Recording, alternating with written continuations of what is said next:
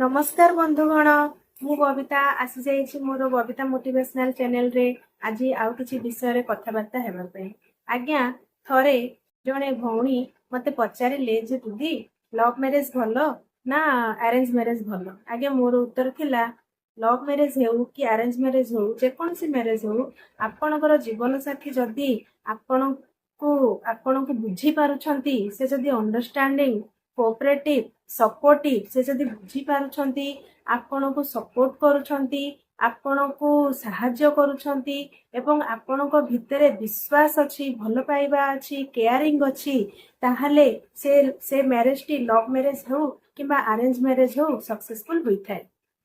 आज्ञा बहुत क्षेत्र में देखा जाइछि जणे जन को जानी नथिबे चिन्ही नथिबे अरेंज मैरिज रे बंधन विवाह बंधन रे बांधी हला परे सेमानकर बॉन्डिंग एते दृढ़ होई जाए जे कोनोसी बेले बेले लव मैरिज मध्ये ता आगरे फेल मारी जाई थाए। आज्ञा लव मैरिज लव कोन आपन माने कोन भाबुछंती लव कोन आपन जन को देखिले ता चेहराटी आपन को भल लागिला ता चाली भल लागिला ता कथा भल लागिला सेटा कोन लव झीटी ठीक सेमती पुओटी को देखला चेहराटी भल लगिला किंबा तार स्टेटस भल अच्छी भल गाड़ी धरी बुलुची भल घर अच्छी भल भल कथा कहूची खर्च करि पारुची सेटा कोन लव। आज्ञा सेटा लव नुए लव हेउची जोटा माने परस्पर अपोजिट गुण थिबा सत्वे जणे जन को देखी नथिबो जानी नथिबो चिन्ही नथिबो हुए तो पसंद भी नथिबो अपोजिट गुण भी सब थिबो तथापि जेते बेले जीवन यात्रा रे से माने आगे चलती जणे जन को कोऑपरेट करती जणे जन को सपोर्ट करती जणे जनकर प्रत्येक जिनस को बुझीबा को चेष्टा करती निजे एडजस्टमेंट करती निजे कंप्रोमाइज करी तांको सहित चलती केते मनमालिन्य हो केते झगड़ा झाटी हो सेठी रहिबा को इच्छा नथिबा सत्वे सी पुणी कंप्रोमाइज करी पुणी अंडरस्टैंडिंग होई पुणी सेठी रहंती एवं जणे जन को छाड़ी की रही पारंतिनी पूरा सेपरेट से माने हेई पारंतिनी केते असुविधा हेले भी से माने सेपरेट हेई पारंतिनी सेटा होची लव। आज्ञा वृद्धावस्था रे आमे देखिथिबा हमर पिता माता वृद्धावस्था रे सेते बेले पहुंचंती ना तो लेडीज टी पाखरे ना तो सौंदर्य थाए ना बड़ बयस थाए ना कौन थाए कि जेंट्स टी पाखरे मध्य आउ इनकम रो सोर्स न थाए कि तार भी रूप यौवन आउ न थाए तथापि सेमानक भितरे जो बॉन्डिंग थाए जो केयरिंग थाए ताहा आज्ञा नवविवाहित दंपति को मध्य नथिबो। नवविवाहित दंपति के मध्य तो रूप आकर्षण टा अधिक थाए किंतु सेमानक से बयस रे तो सेते बेले रूप सौंदर्य किछि न थाए ना पैसा पत्र धन एभलिया जिनस भी तांको मझिरे किछि न थाए काइना पुरुषटी मध्य वृद्धावस्था रे तार इनकम सोर्स हरई बसी थाए एवं समस्त पाखे पर्याप्त पैसा मध्य न थाए संचित पैसा मध्य न थाए तथापि से वृद्ध अवस्था सेमानक मध्य जो भल पाइबा जो स्नेह जो विश्वास जो केयरिंग टा थाए आज्ञा सेटा होची भल पाइबा। गोटे घरे रही परस्पर को प्रत्येक काम रे सपोर्ट करिबा बुझीबा तांको पिता माता को सम्मान देबा से तम पिता माता को सम्मान देबे ए जो सम्मान विश्वास एवं केयरिंग एटा ही होची भल पाइबा। आउ जणे जन को देखिले भल लागिला एटा गोटे कुहा जाउची लव मैरिज ये लव मैरिज नुह एटा मु कहबी लव नुह आकर्षण जस्ट गोटे बयसर आकर्षण आपण आकर्षण रे पड़ी बाहा होचंती सेटा लव मैरिज कुहा जीवनी किंतु कुहा जाउची लव मैरिज जेहेतु से माने निजे निजे ठीक करचंती कुहा जाउची लव मैरिज।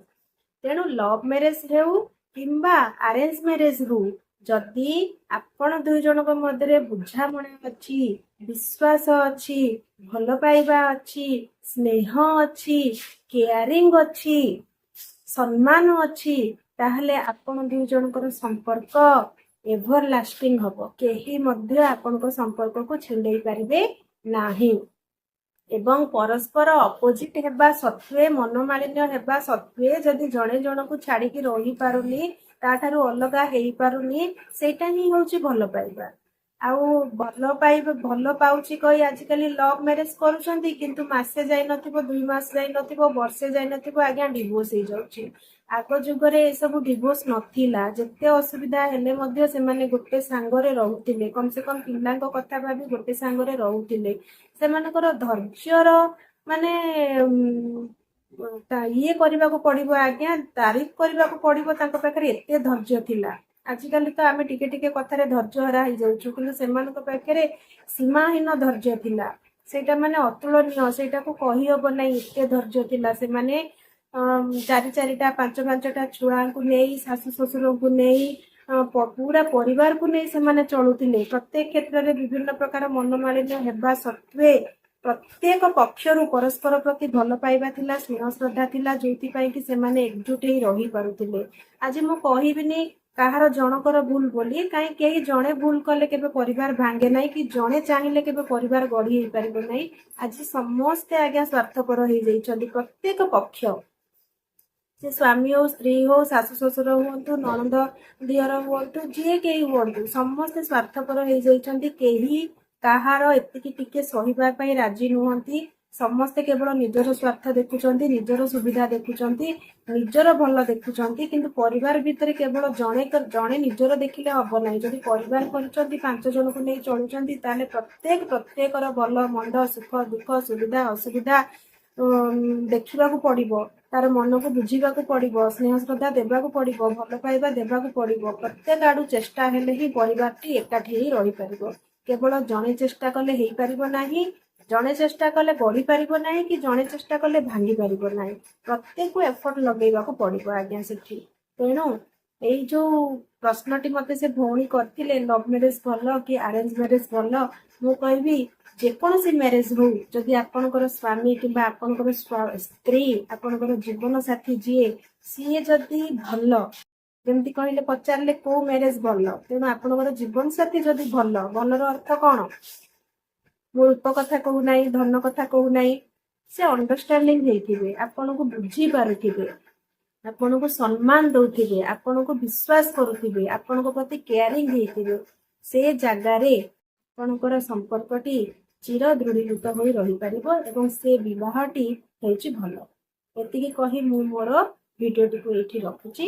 ଯଦି ମୋର ଭିଡିଓଟି ଆପଣମାନଙ୍କୁ ଭଲ ଲାଗିଥାଏ, ତାହେଲେ ଅଧିକରୁ ଅଧିକ ଲାଇକ୍ କରିବେ, ସେୟାର କରିବେ, କମେଣ୍ଟ କରିବେ ଏବଂ ସବସ୍କ୍ରାଇବ କରିବେ। ରହୁଛି, ନମସ୍କାର।